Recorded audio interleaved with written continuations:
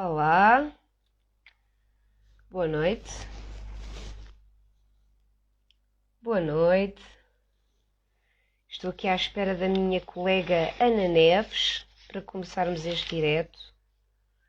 E estou aqui a fazer apontamentos para não me esquecer de coisas que vos quero dizer. Olá, Luís. Bem-vindo.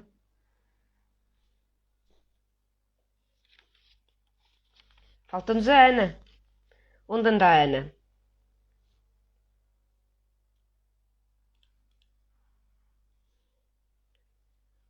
Luís, diz à Ana que estou à espera dela.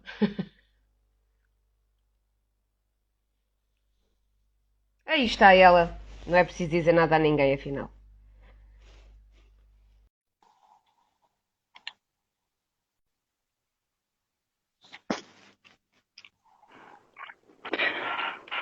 Oh, mas ela vem com uma produção. Olá, Parece uma trolha ao pé da sua tora.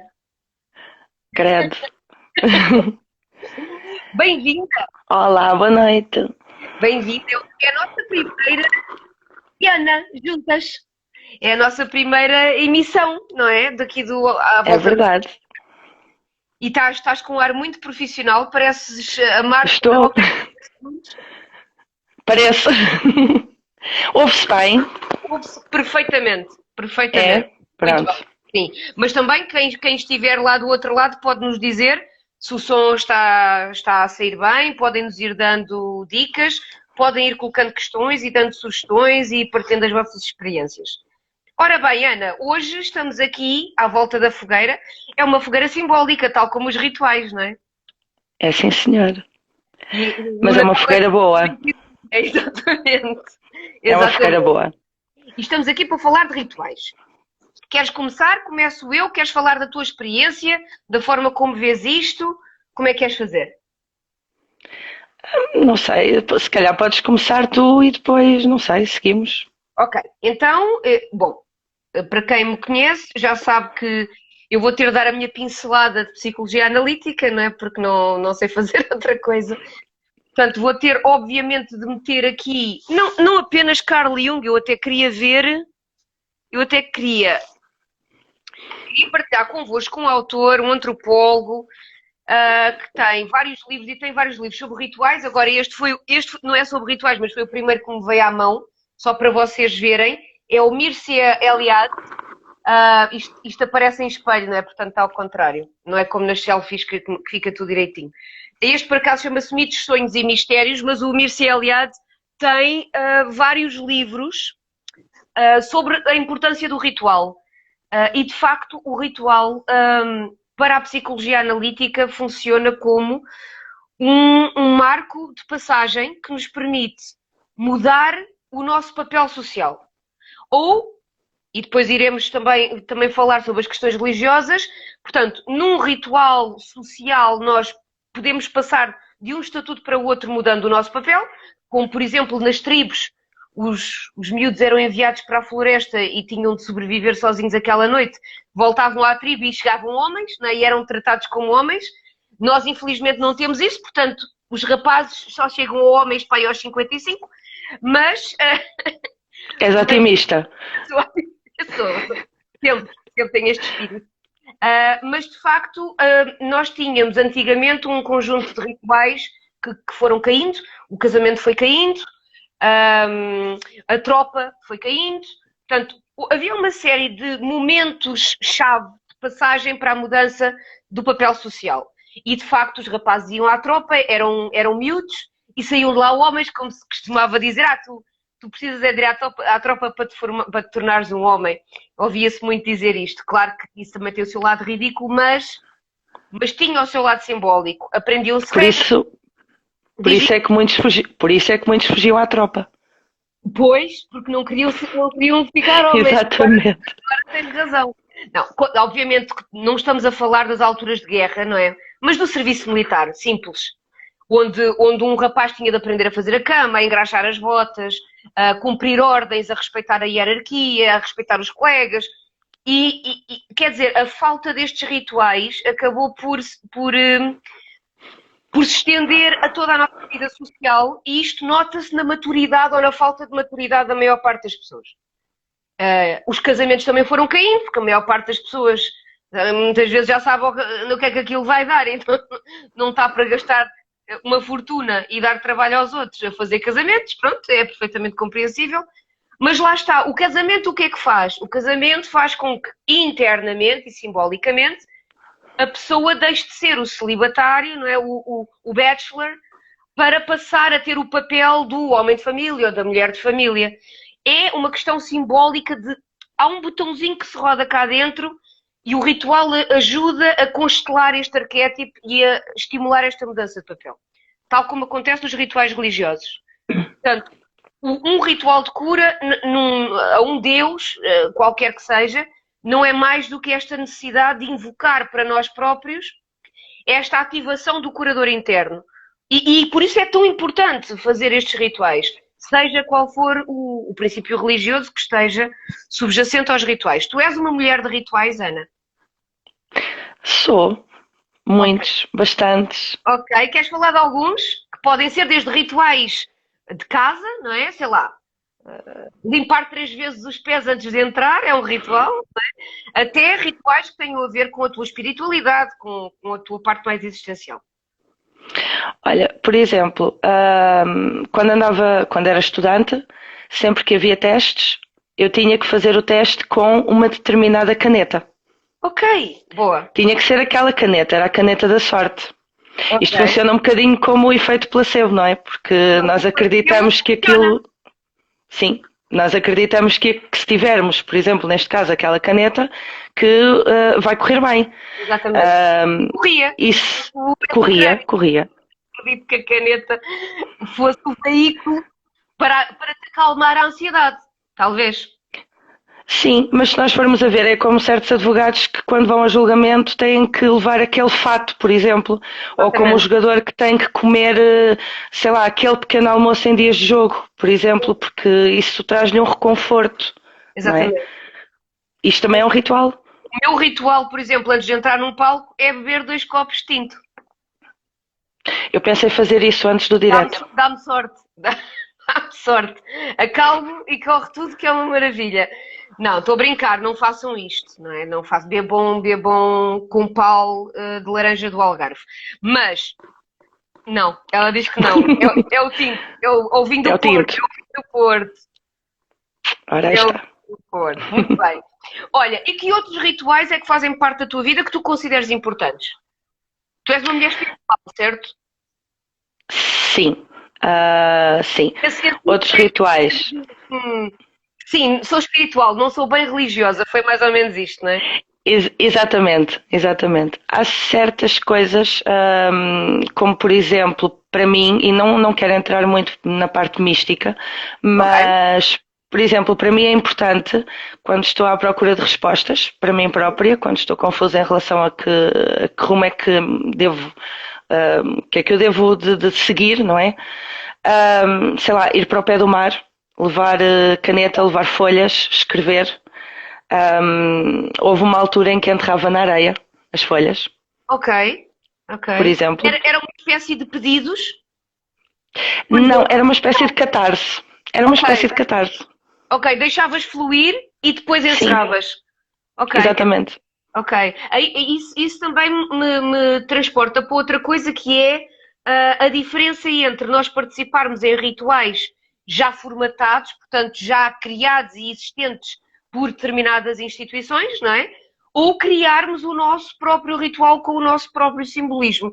O que é que para ti faz mais sentido? E atenção que tudo faz sentido, não há certos nem errados, não é? A simbologia vai mesmo de cada um. Sim, eu acho que lá está, é aquilo que funciona para cada pessoa. Para mim faz mais sentido eu estar sozinha. Ok, e criar o ritual? De vez em quando há falhas. Criares o teu ritual, seres tu a fazer implementares o teu ritual, digamos assim. Sim, criar o meu ritual. Agora, lá está, nós sabemos que os rituais existem desde sempre, certo? E porque Certo. eu penso que, sobretudo, porque nós, o ser humano, tem uma necessidade muito grande de explicar o inconsciente, o desconhecido. Portanto, Certo. nós fazemos planos, como é que queremos que seja a nível dos estudos, da nossa profissão, o tipo de família que nós queremos ter, e depois temos muita dificuldade em lidar com aquilo que nós não controlamos e que fazem com que às vezes as coisas não aconteçam conforme nós queríamos que acontecessem, não é? Lidar com a E incerteza, claro.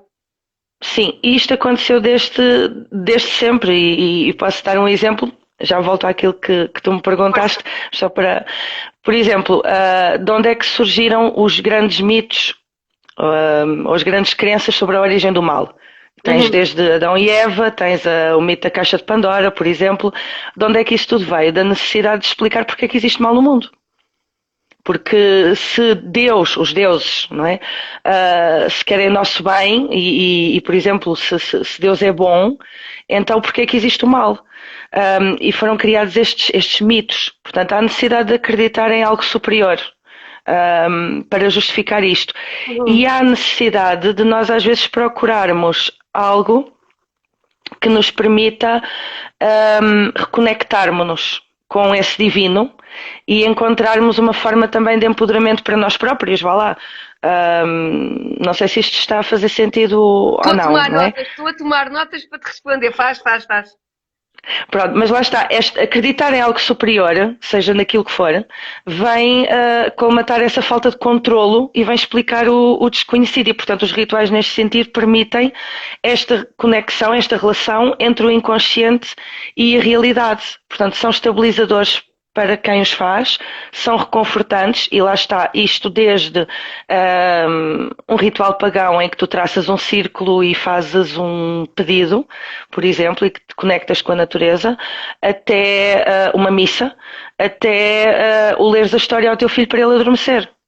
Não é? Uhum. Portanto, seja qual for o ritual, até podes nem ter nenhuma crença a nível religiosa, mas há sempre aqui qualquer coisa, o divino em ti ou o divino que está fora de ti, que é a relação que tu procuras estabelecer para Era dar isso mais que eu ia sentido à tua falar. vida. Eu ia pegar em duas coisas que tu disseste que me fizeram todo o sentido. A primeira, a necessidade de explicar o mal do mundo. E aí, já sabes o que é que eu vou falar, mas eu vou ter de falar do Jung Manel. Não, o Jung Manel é o meu cão. Estou a brincar. O outro. O Jung Manel é arrasado do Carl Jung, portanto ainda não é o próprio. Mas vou ter de falar do Jung, que é esta questão de nós projetarmos a nossa sombra no outro, não é? Ou seja, o mal do mundo que nós queremos explicar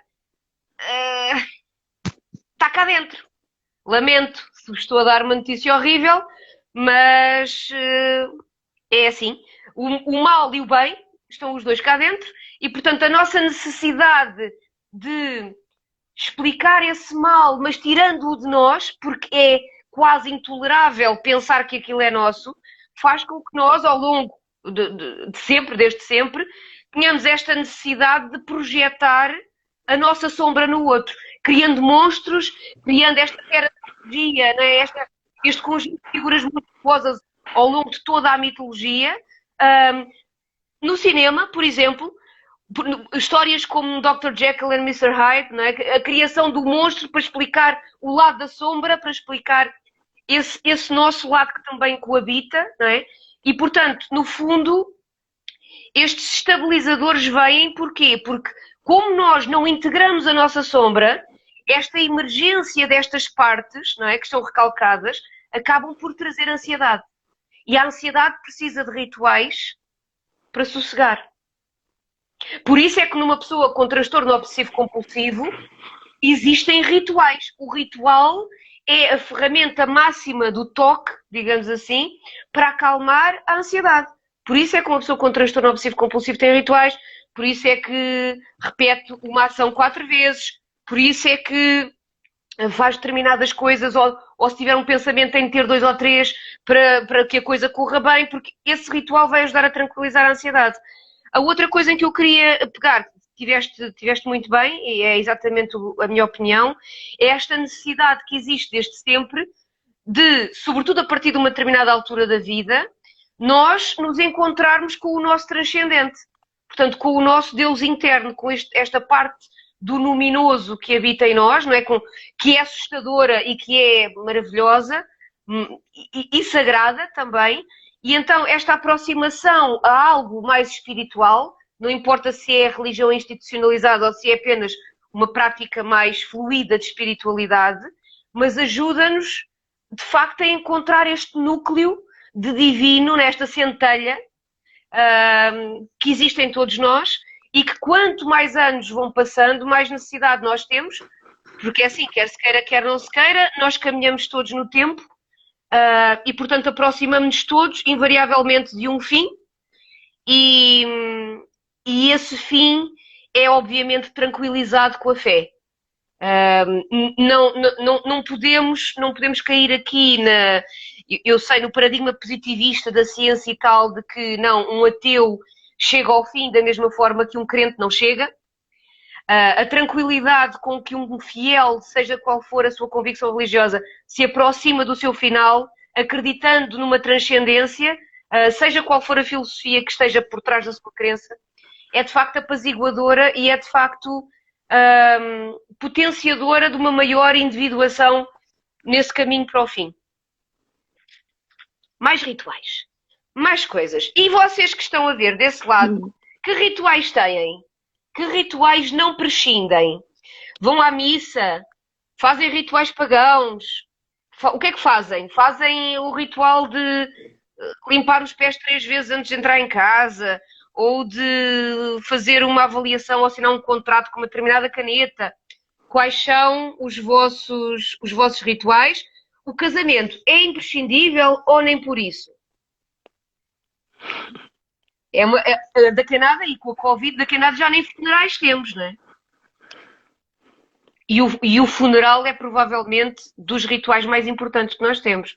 Porque é aquele, o encerramento, o início do luto e o encerramento simbólico de uma dor, de um sofrimento, não é?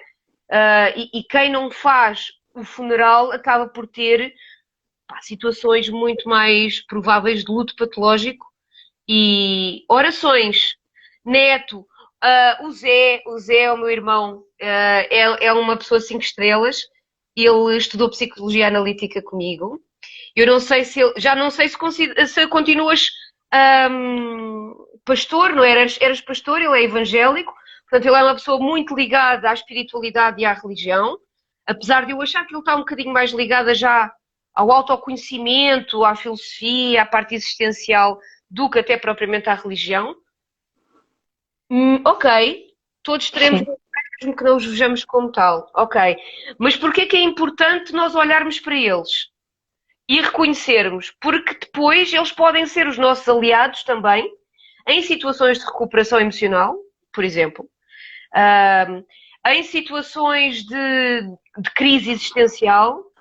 Não sei se já deste por ti em situações em que te sentes mais frágil, com a necessidade de fazer um determinado ritual para te sentires mais íntegra, mais conectada espiritualmente contigo. Claro que sim, até porque, lá está, é como aquilo que eu te estava a dizer há bocadinho, o ritual funciona como não só essa conexão e essa comunhão com o divino, como tu trazeres o divino para dentro de ti e, acima de tudo, tu recentraste em ti mesma. E lá está, funciona como uma forma de catarse e como uma forma de empoderamento. Exatamente. Portanto, claro que sim, revestido daquilo que tu quiseres, dos elementos que tu quiseres, de acordo com aquilo que tu acreditas.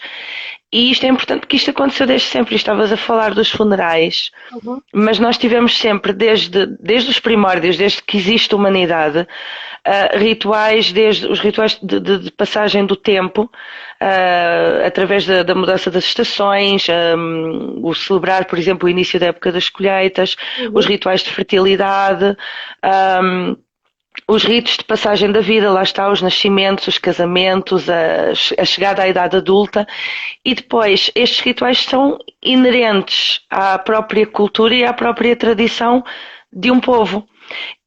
E dentro disso, dentro de cada povo, tu tens, na minha opinião, diz-me se eu estiver errada, tens um núcleo que funciona como um microcosmos, que é a família. Porque a criança, que quando, à medida que vai crescendo, a primeira influência que tem e a primeira forma como constrói a sua identidade é através da família, do seio familiar onde se insere, ela vai vivenciar as experiências e ver os rituais que a família tem e, por exemplo, o Natal. Cada família celebra, até dentro da mesma tradição, celebra o Natal à sua maneira. Os almoços de domingo, os almoços de família, por exemplo, são uma forma também de conexão social, acima de tudo. Portanto, são uma linguagem, é uma forma de linguagem. E a criança vai crescendo, vai absorvendo isto, e nós vemos que muito ao longo da história passou a haver uma aculturação também. O que é isto da aculturação? É a incorporação de elementos de culturas diferentes, portanto, tradições diferentes, dentro do mesmo simbolismo, não é? Nós temos elementos de rituais de culturas diferentes que vão sendo agregados e que vão sendo incorporados. Uma das coisas que sabes que aconteceu foi, por exemplo, a cristianização das festas pagãs. Exatamente. Esse é o exemplo clássico da aculturação, sem dúvida. Exatamente. Mas inclusivamente havia, e ainda há alguns exemplos, eu conheço, no Norte não conheço tanto, mas conheço alguns na zona de Montemor, Évora, etc., de igrejas que foram construídas em megalitos, não é? Portanto, sim, construções pagãs cerimoniais que depois, quando foram apropriadas pela igreja, alguns foram destruídos, a maior parte deles foram destruídos, infelizmente, mas era assim, lá está. E mais uma vez estamos a falar de história, não há bons e maus, é o que é, e foi o que foi. Portanto, aqui não há uma polarização de ter sido bom ou ter sido mau, as coisas eram assim que eram feitas, e portanto muitos desses monumentos, que eram monumentos simbólicos de grande poder, não é, foram destruídos. Alguns foram incorporados nas novas construções. Portanto, há algumas igrejas, que não sei agora de memória, tenho no meu Facebook também, há algumas igrejas que foram construídas encostadas a esses megalitos, precisamente para não fazerem a eliminação simbólica do que estava antes e procurarem incorporar. Disseste uma coisa muito importante, que é as tradições culturais, ou seja, que os rituais variam também consoante cada cultura. Sim. É uma coisa muito interessante que, infelizmente, em Portugal, eu acho que ainda se estuda pouco, e eu tive, como tu sabes, eu agora estou a fazer o doutoramento em História das Religiões, mas já tinha começado, fiz 2 anos de doutoramento em saúde, mas comecei em psicanálise no ISPA, e tive pegas de caras com aquela malta, que aquilo foi, nós parecíamos veados machos, alfa, a dar coordenadas uns aos outros. Porquê? Porque o meu objetivo sempre foi a visão da etnopsicologia sobre o conceito de cura. E aqui, mais uma vez, o ritual está associado ao conceito de cura também. Porquê? Porque eu não acho que nós sejamos assim tão diferentes uns dos outros. E continuo na minha ingenuidade, chego aos 42 super ingênua ainda, a não perceber porque é que temos tantas quesílias. Claro que percebo, porque acabam por ser políticas e não propriamente espirituais, mas não há, na verdade, nenhuma real ou profunda diferença entre o que está dentro, não é? Nós somos todos muito semelhantes na nossa forma de ritualizar, de invocar, de chamar para nós, de constelar os arquétipos, de trabalhar o inconsciente, de integrar a sombra. Essas coisas todas são transversais a todas as culturas, mas depois cada uma dá a roupagem mitológica, cultural, linguística. Exatamente. Da sua experiência etnológica ou etnográfica, e é isso que faz os rituais tão ricos, e por isso é que eu acho que é tão importante respeitá-los a todos. Se calhar, estavas a falar dos pagãos, se calhar ainda há pessoas em Portugal que torcem o nariz ao ouvirem falar que alguém pratica rituais pagãos, acredito. Não sei se já te torceram o nariz, a mim já me torceram algumas vezes. Sim, sim. Ok. Qual é o conselho? Já agora, se posso perguntar, vou ter de me dirigir a Portugal de Kilt, que gosto muito do nome, mas não sei qual é o nome da pessoa por trás do Kilt, mas fico à espera da resposta. Agora gostava de saber, porque até pode ser esse que eu estava a pensar. que é na zona de Montemor. Oh, Tiago, não sou nada um crânio. Olha, somos dois. Crânios, olhos, narizes, bocas, está tudo aqui no sítio.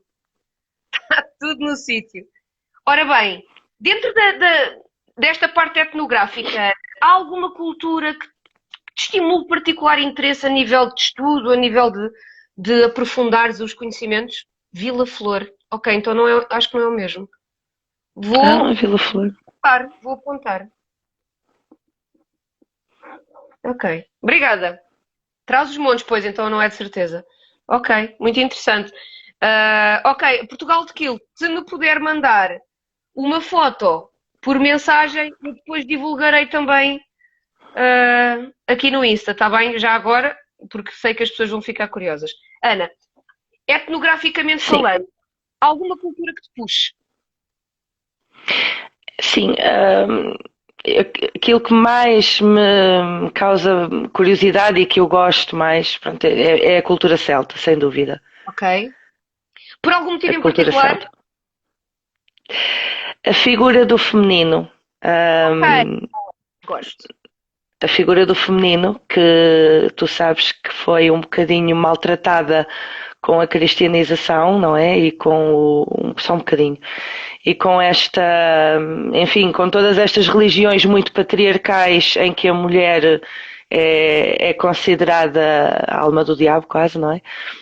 A É o pecado, desencaminhadora, a desencaminhadora. exatamente, a desencaminhadora, a má. E, no entanto, eu acho que há uma coisa importantíssima na cultura celta, que é este equilíbrio entre um divino que tem duas faces, que tem uma face feminina e que tem uma face masculina. E que as duas precisam uma da outra e precisam desse equilíbrio para que tudo funcione. E isso vê-se nestas transições que são celebradas, o dia e a noite, não é? O frio do inverno, por exemplo, e o calor do verão, a vida e a própria morte. Portanto, e que tudo isto são símbolos, estes ciclos do tempo são símbolos do próprio ciclo da nossa vida.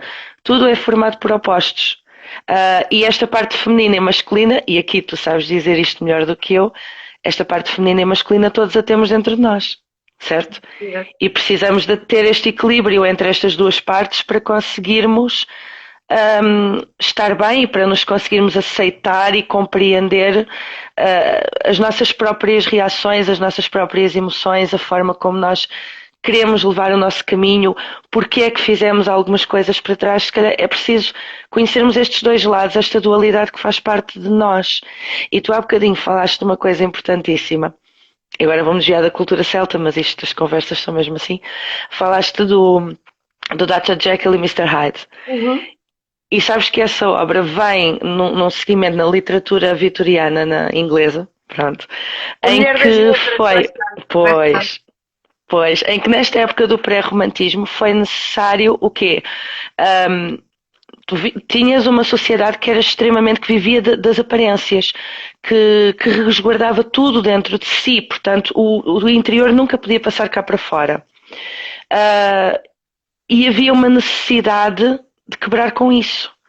E tu vês nesta altura aparecer essa obra, o Dr. Jekyll e Mr. Hyde, vês aparecer o Frankenstein da Mary Shelley, vês aparecer o Drácula do Bram Stoker, vês aparecer poesia pré-romântica em que o que é que tu tens? Em vez de uma natureza muito bonita, feita aquela pela mão do homem. Toda bucólica, muito zen. Exatamente, que é o chamado locus amenus. Aquilo que passa a ser representado é o locus horrendus, é a ideia do sublime. O que é isto do sublime? É o belo horrível. Então é o quê? Eu já vi que tenho aqui formandos meus, e eles costumam levar comigo a dar-lhes esta parte da matéria. Sobretudo Ana, digo já. Já os vi por aí alguns, e é exatamente isto, ou seja, vemos o quê? Ruínas, cemitérios, pássaros da noite, mochos, corujas, roxinóis, a morte como tema, a escuridão, a natureza abrupta, os declives, os mares em tempestade. Porquê? Porque isto são tudo símbolos, lá está, a importância dos símbolos, são tudo símbolos daquilo que é o nosso interior, que são as nossas dúvidas, os nossos medos, os nossos receios, porque nós temos dúvidas, nós temos medos, nós temos receios, E é importante não resguardar isso tudo, porque senão nós só temos máscaras. E depois há uma luta muito grande entre aquilo que nós mostramos aos outros e aquilo que nós somos cá dentro. Sem Como se dúvida. fôssemos duplos, não é? Sem dúvida. E depois é Uma difícil coisa muito achar esse importante, equilíbrio. que me remeteu, aliás, para o tema, se tudo correr bem, da minha tese de doutoramento, que tem a ver com a teratologia na obra da Odisseia. E eu estava aqui a pensar, esta coisa da teratologia já existe há muito tempo, ou seja, os monstros já estão cá fora há muito tempo, na parte mitológica, mas parece que no Ocidente, e agora falaste muito bem e adorei ouvir-te, fizeste um excelente enquadramento do ponto de vista da literatura, que é uma área que eu gosto particularmente, mas que sei muito menos do que tu, e por isso é que também estou aqui, tipo, a babar a ouvir-te.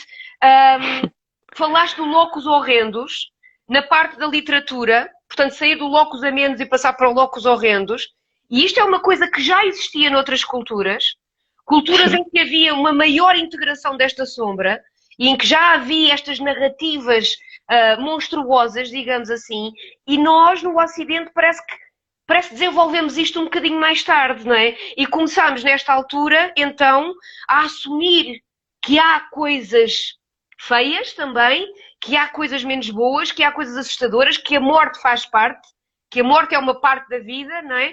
E isso começa a manifestar-se intensamente no cinema e na literatura, o cinema mais recentemente, mas na literatura nessa altura. Portanto, Início do século XIX, e não é só, desculpa, e não só na literatura. Também, olha, cá tens, por também, exemplo, provavelmente, cá tens o exemplo do Bocage, pronto, na parte certo, da literatura, não é? certo. Mas depois na própria pintura, por exemplo, a própria pintura, portanto, todas as formas artísticas, a arquitetura também, acabam por trazer estes simbolismos, uma forma de expressão do interior. E as pessoas, ao verem isto, o que é que elas sentem? Primeiro estranha-se e depois entranha-se, não é? Sem E dúvida. pronto, e o que é que as pessoas começam a pensar?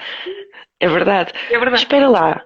Então, afinal, se calhar aquilo que eu sinto não é assim tão estranho.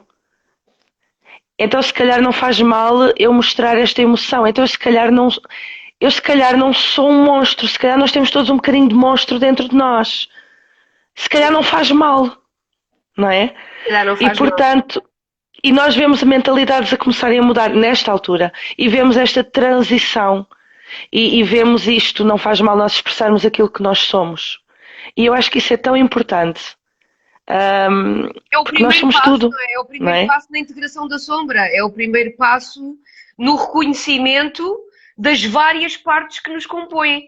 Agora eu vou Exatamente. só dar uma perninha, porque também estava a gostar de ouvir falar da parte do celtismo, e nós somos um país, Sim, pronto, não é? Que temos de facto vários marcos e um conjunto de divindades que, bom, ainda que sejam vistas na maior parte dos casos como divindades lusitanas, grande parte delas eram efetivamente romanas, eram as mesmas, mas tinham uma designação diferente. Mas a questão do feminino, tu estavas a falar e eu estava aqui sim, já a tomar notas também, porque estava a adorar o tema, e tu sabes que é um tema particularmente importante para mim, não é? E estavas a falar muito bem na questão do equilíbrio que este celtismo, e eu agora se tivesse aqui o meu professor Amilcar Guerra, provavelmente ele estava-me a dar com uma cadeira nas costas, porque eu não posso na verdade falar de celtismo. O celtismo é uma coisa muito difusa, que não está tão associada a um povo específico como nós pensamos, é uma coisa muito mais espalhada e muito mais lata, mas como nós coloquialmente designamos, nós sabemos pelo que é que entendemos os celtas, não é? E de facto, estas tradições têm um muito maior equilíbrio nas polaridades. Estas polaridades, estavas a dizer, que habitam dentro de cada um de nós, portanto, todos nós temos um lado masculino e um lado feminino, e estas dicotomias, estas dualidades existem na nossa vida dentro e fora, portanto, existem na natureza, existem dentro, é um bocadinho o microcosmos e o macrocosmos, não é? É em espelho. E, de facto, muitos dos problemas que eu tenho visto, mesmo a nível clínico, prendem-se com a dificuldade que as pessoas têm de trabalhar a sua contraparte.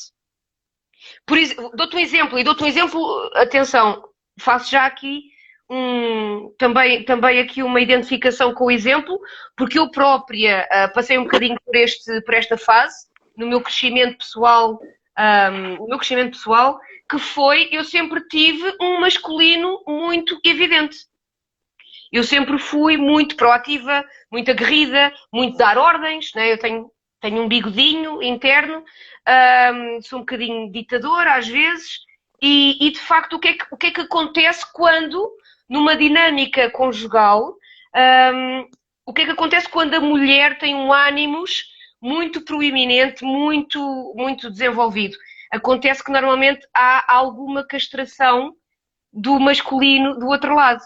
Portanto, acabamos por ter relações em que a mulher tem um ânimo muito proeminente e depois o companheiro ou o marido acaba por ter uma ânima mais evidente.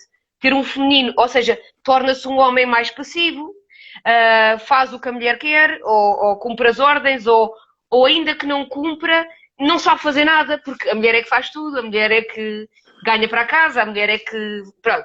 Quer dizer, e este desequilíbrio surgiu do quê? Surgiu, como tu disseste, que a mulher foi um bocadinho maltratada. Portanto, são pelo menos um bocadinho mais de 2000 anos de abuso do feminino, independentemente da fé que se tenha. Claro que há instituições religiosas que tiveram um papel fundamental neste silenciar da voz feminina, e isso é inequívoco, e a mulher foi tão soterrada ao longo destes 2000 anos que quando começaram os movimentos de emancipação femininos, a mulher começou a ganhar e a desenvolver este ânimos. E aos poucos foram invertendo os papéis e foram castrando os homens. E agora temos estes homens meio pueriternos, não é? Com a síndrome do Peter Pan até aos 50, que basicamente acabam por depender das esposas ou das namoradas, não sabem fazer nada em casa, que são... Eu estou a tentar não usar termos muito agressivos, mas alguns, vocês não são todos assim, mas alguns são os meninos da mamã, não é? Que depois acabam por arranjar nas namoradas e nas mulheres uma outra mãe. E isto tem a ver precisamente com o que tu disseste, com o desequilíbrio das polaridades. É tão importante ver no celtismo este casamento, não é? O casamento sagrado, o casamento divino, entre o Deus e a deusa, que mais não é do que a integração das polaridades. Isto é quase como se designava na alquimia medieval uma conjunctio. É a conjunctio da junção do masculino e do feminino, que é alquímico, é transformador. E no celtismo isso existe. Sim, é muito pouco falado. E se tu vires, tu tens na religião católica, por exemplo, tu tens ali o feminino representado por Maria. Certo. Não é? Foi uma história, meterem Maria na conversa foi todo um trabalhão. Pronto, mas tens lá a figura do feminino. Mas, e depois tens o culto mariano, que sempre existiu, portanto, até há pessoas que têm mais fé na Virgem Maria do que propriamente nas figuras masculinas, não é? E dirigem as suas orações sempre para o culto mariano. E tens isto, por exemplo, na nossa literatura, nas cantigas de Santa Maria, por exemplo, que retratavam isto. Mas a figura de Maria acaba sempre por ser muito submissa, não é? Que ela não consegue... Lá está, ela recebe as ordens que vêm da parte do divino, ela é um veículo para o sacrifício que vai ser feito, portanto, é a mãe que entrega um filho para sacrifício, é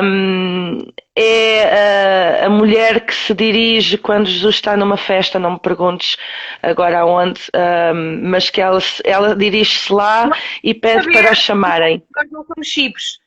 Se ele está numa festa, nós não vamos dizer nada a ninguém. Pronto, não pode ser, agora com o Covid é complicado. E ela chega lá com os outros filhos, pronto, e alguém lhe vai dizer, está ali fora a tua mãe e os teus irmãos. E ele responde, a minha mãe e os meus irmãos são todos os que, qualquer coisa que agora não me recordo, todos os que têm a mesma crença que eu, basicamente era isto. E ignora a mãe e os irmãos. Portanto, a mulher surge aqui mesmo como submissa na mesma, apesar de ter esta vertente do feminino, mas não é com a força com que nós vemos a mulher surgir, por exemplo, na tradição celta ou noutras religiões pagãs. Sem Em que dúvida. o feminino tem uma capacidade, aliás, em que a mulher quase que assumia um papel principal, não Sim, é? sim. Há aqui uma E, coisa que tu disseste exato. que me interessou muito, a questão da Virgem Maria, né, e do culto mariano. É engraçado, e de facto há a figura do feminino na Igreja Católica, mas vamos olhar para este feminino. É impressionante como a gente estava a falar de rituais, mas enfim, já estamos tipo. É mesmo assim, as conversas são como as cerejas. Mas de facto, vamos olhar para esta Virgem. Ahm, Se vocês forem à procura, por exemplo, ao Google ou a livros de arte e forem ver a evolução da representação de Maria, a representação pictográfica, não é? Portanto, a ilustração de Maria ao longo dos anos, nós vamos vendo uma alteração significativa. Ora bem, desculpem, mas a mulher não está subjugada pela cultura patriarcal, apenas é muito anterior. Quanto a Maria, é sintomática, ela não texto certo. Sim, sim, sim. A questão é que com o patriarcado, obviamente, não veio só daí. E é cultural. E é cultural. Nós estamos a Sim, falar que, por exemplo, no celtismo há esta igualdade e até a superioridade do feminino em relação ao masculino. Noutras culturas acaba por haver a mesma coisa. Há também alguma subjugação da mulher. E noutras há o oposto. E noutras ao oposto. Sempre houve, exatamente. consoante a cultura. Mas eu estou a falar da cultura que influenciou o nosso Ocidente, a nossa tradição judaico-cristã. Nesse sentido, nós derivamos desses 2000 anos. Portanto, a nossa cultura, a nossa forma de estar em sociedade vem precisamente desses 2000 anos. E claro que isso se refletiu na forma como a mulher teve ou não direito a voto, como a mulher tinha voz ou não no casamento, como é que a mulher foi vista durante séculos como propriedade do seu marido. Portanto, mas voltando aqui à análise da Virgem Maria e do culto mariano, se nós olharmos para esta Maria começa a ser representada graficamente como a Virgem sobre uma meia-lua, que é o símbolo do feminino. E, portanto, no início, ainda havia este equilíbrio entre a mãe de Deus e o feminino, a importância do feminino. Gradualmente, esta meia-lua começou a estar sobre uma serpente. E começou-se a castrar o feminino nesta altura. Portanto, a Sim, Virgem estava sobre uma meia-lua, sobre a serpente, depois já não estava sobre a meia-lua, já estava a pisar a cabeça da serpente, e a partir daí é assim que ela é praticamente descrita em todo o seu expoente a nível artístico. Portanto, Maria é concebida como uma virgem, não é? Que engravida sem pecado, castrada, submissa, a asfixiar a sua própria manifestação do inconsciente. A serpente é desse símbolo. A serpente é símbolo dos nossos instintos, dos nossos arquétipos, dos nossos desejos. E Maria não podia expressar-se, tal como as mulheres. exatamente. E por isso Maria tinha o pé em cima da cabeça da serpente. E isto foi uma coisa que se espelhou na forma como a mulher passou a ser vista. Aliás, se nós formos à Idade Média e pós-Idade Média, nós temos muitas místicas católicas de extrema importância, como a Catarina de Siena, por exemplo, que é uma das mais conhecidas da fase medieval, por exemplo, mas todas elas, e há imensas, estava-me a tentar lembrar de outra, que escreveu A Morada do Castelo Interior, da Santa Teresa d'Ávila, por exemplo, espanhola, já Sim, pós-medieval, já um bocadinho do século XVI.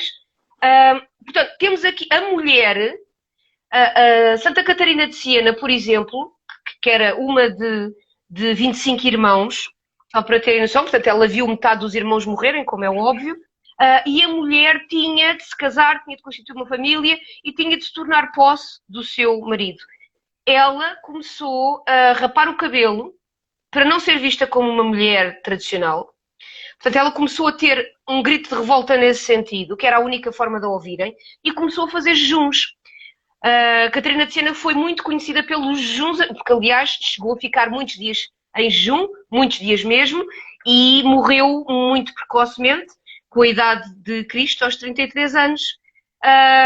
Morreu também fruto dessa inanição de a que ela se submetia. E ela submetia-se porque só assim é que a ouviam. Mais ninguém ouvia uma mulher a não ser que ela fizesse uma coisa deste género. Ela tornou-se um dos nomes mais importantes da Igreja Católica. Aliás, ela é padroeira da Europa e de Roma e foi um dos nomes mais importantes no cisma, portanto, na divisão medieval entre as igrejas, dentro da Igreja Católica, o grande cisma católico. Foi ela que acabou por pôr água na fervura e era uma mulher, ainda que com muito poucos conhecimentos, ela era muito, muito, muito inteligente e não sabia escrever, ditava cartas, ficou muito conhecida pelas suas cartas, mas era uma mulher que, para ser ouvida, tinha de jejuar.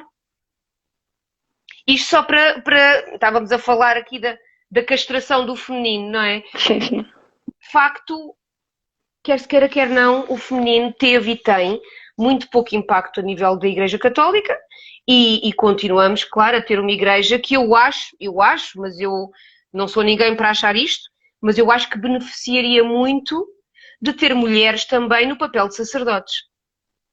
Eu acho. Eu também. Espero um dia Também estar acho. viva para ver uma mudança que se possa operar nesse sentido. Não sei se tenho grande fé. É o tal equilíbrio que faz falta. Pergunta, ouviu-na porque mostrava publicamente sofrimento ou porque abdicou de um sinal de beleza? Ela ter abdicado do sinal de beleza foi numa idade muito, muito precoce. Ela tinha, penso eu, 12 anos e os pais já queriam obrigá-la porque uma das irmãs faleceu e então os pais queriam obrigá-la a casar com o viúvo da irmã, portanto, e com o seu cunhado. E ela não quis, e então enclausurou-se e rapou o cabelo como sinal de protesto. Mas depois, ao longo da sua vida, todas as manifestações que ela fazia para ser ouvida eram através do jejum. O jejum era a sua linguagem. E ela aprendeu isso também com a irmã. A irmã também, quando queria ser ouvida, tinha de ameaçar fazer jejum ou fazer jejum efetivamente, porque caso contrário não lhe era dado crédito. E então só ouviam a voz feminina. Estamos a falar, não estamos a falar de um sítio enfiado não sei onde, estamos a falar de Itália,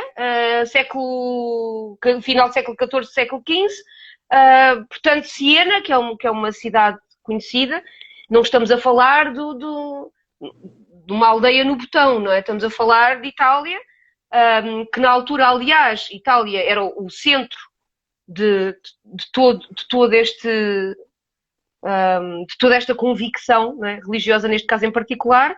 E, no entanto, a mulher acabava por ter de fazer o jejum. E depois, claro, o jejum tornou-se prática corrente e já era uma linguagem. O jejum tornou-se uma linguagem. E é interessante, às vezes, analisar, porque há mesmo estudos científicos a nível de neurologia, a nível de psiquiatria, que mostram que estas místicas medievais, todas elas sofriam de anorexia.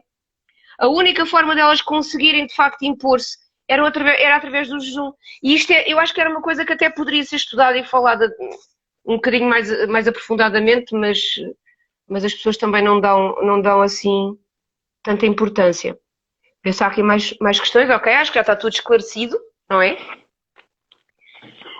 Tu estavas-me a falar do teu interesse no celtismo. Há mais alguma Sim.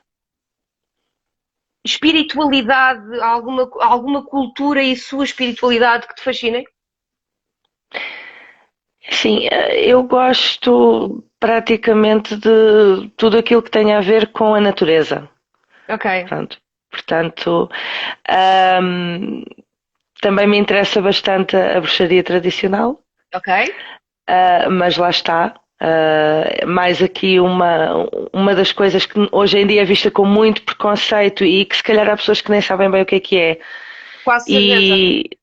quase certeza, exato. E onde também a própria figura da bruxa, porque maioritariamente eram mulheres, não é? A própria figura da bruxa foi alvo de uma castração completa e pronto, e temos a Inquisição para provar isso, não é? Mas não só, mesmo nos dias de hoje existe uma conotação muito negativa com tudo aquilo que é o paganismo ainda, com todo este tipo de tradições, e com esta figura, até para quem gosta do paganismo, para quem realiza, por exemplo, um ritual. Imagina que vais para o meio da natureza e que fazes um ritual em que simplesmente pedes, sei lá, proteção para ti, para a tua família. Que quem passar por ti que veja isso, tu és uma bruxa e tu tens um pacto com o demónio. É verdade. É verdade, é verdade. É triste, mas é verdade. É triste. É triste. É triste que ainda hoje em dia, para mim, e isto. Porque eu respeito todas as crenças e todas as religiões. Eu sei. Acho que é e isso lá está. que nos uniu logo desde cedo. Foi o nosso fascínio e o nosso respeito pelas várias filosofias e várias espiritualidades, não é? Sim, e eu penso que, havendo este respeito, porque é tal coisa que falámos há pouco, existe um simbolismo que é comum em todas estas diferentes, em todos estes diferentes sistemas de crença. Existem simbolismos que são comuns, e que depois ritualisticamente têm elementos diferentes, a forma como eles são celebrados, como são. Mas a mim faz muita confusão, por exemplo, porque é que e agora eu vou-te falar da questão da pandemia que nós estamos a viver hoje, não é? Porque é que é admissível que uma pessoa saia de casa para ir a uma igreja? E porque é que não é admissível que uma pessoa que queira e que para si seja importante ir junto do mar, e que também estamos a falar de uma prática de fé, não é? Claro. E que não tem o mar no seu concelho, por exemplo, mas que também é uma prática religiosa do seu sistema de crenças, porque é que essa pessoa não pode fazê-lo? Porque é que ir a uma missa é permitido e ninguém leva a mal, e porque é que se virmos alguém a caminhar na praia é quase um crime que a pessoa está a cometer? Porque, na verdade, nós não somos efetivamente um Estado laico. Nós somos um Estado que se assume como secular, não é? Em que há uma separação entre Estado e entre religião, sem dúvida, mas somos um país maioritariamente judaico-cristão, em que é muito difícil ainda respeitar.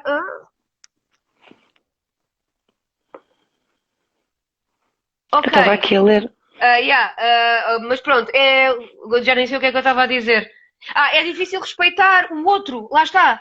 Isto também tem muito a ver com estas questões de projeção das sombras. É muito difícil respeitar o outro na sua individualidade, com a sua singularidade e o direito total às suas crenças e ao seu conjunto a sua forma de ver a vida, a sua forma de estar a nível existencial, etc.